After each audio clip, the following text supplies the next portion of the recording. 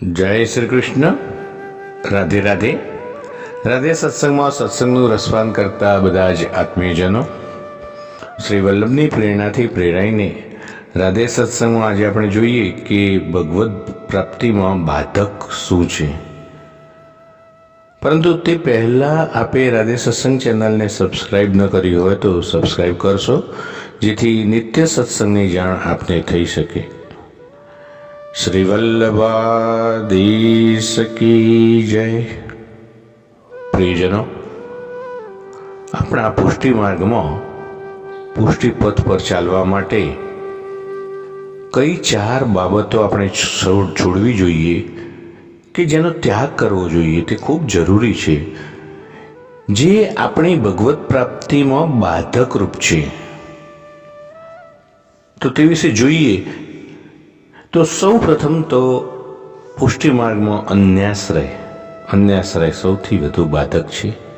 શ્રી ઠાકોરજીને છોડીને અન્ય કોઈ પણ દેવ દેવીનો આશ્રય કરવો કે એમના દર્શન કરવા જવું, પૂજા ભક્તિ કરવી, પ્રસાદ ખાવો, એમની પાસે માગણી કરવી, યાચના કરવી, પ્રાર્થના કરવી, આ અન્યાશ્રય છે. તો આવો આજથી આપણે નિયમ લઈએ કે અન્યાશ્રયનો આપણે ત્યાગ કરીએ. બીજું મહત્વનું, દુસંગ. શ્રી વલ્લભાચાર્યજીના સિદ્ધાંતોથી અલગ સિદ્ધાંતો રજૂ કરતી વ્યક્તિઓ, વાણી અને પુસ્તકોનો સંગ કે સ્વાધ્યાય તે દુસંગ છે. અને આવા દુસંગથી શ્રી ઠાકોરજી પ્રત્યેની આપણી શ્રદ્ધા ડગી જાય છે, ભગવદ્ ભાવ ઘટી જાય છે. માટે આ દુસંગનો સદા ત્યાગ કરવો જોઈએ. પુષ્ટિ માર્ગમાં ત્રીજી સૌથી મહત્વની વાત છોડવા જેવી તે અસદાલાપ, કે જે લૌકિક વાતો, નિંદા કુથલી, અસદાલાપ કહેવાય, તે આપણને શ્રી ઠાકોરજીથી વિમુખ કરે છે.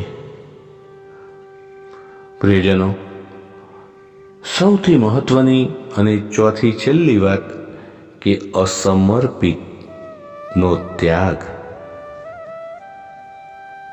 શ્રી ઠાકોરજીને અંગીકાર કર્યા સિવાયના પદાર્થો અસમર્પિત કહેવાય. આ પદાર્થોમાં દોષ રહેલા હોય છે. પ્રિયજનો, અસમર્પિતના ઉપયોગથી આ દોષો આપણને લાગે છે અને તેનાથી આપણા આત્માનું અધઃપતન થાય છે. શ્રી ઠાકોરજીને દરેક પદાર્થ અંગીકાર કરવાથી એ પદાર્થ વિશુદ્ધ અને પવિત્ર બને છે. તો આ સાથે આજના સત્સંગને શ્રી વલ્લભના ચરણોમાં સમર્પિત કરી અત્રે વિરામ લઈએ. ફરી મળીશું રાધે સત્સંગમાં નવા સત્સંગ સાથે. જય શ્રી કૃષ્ણ. રાધે રાધે.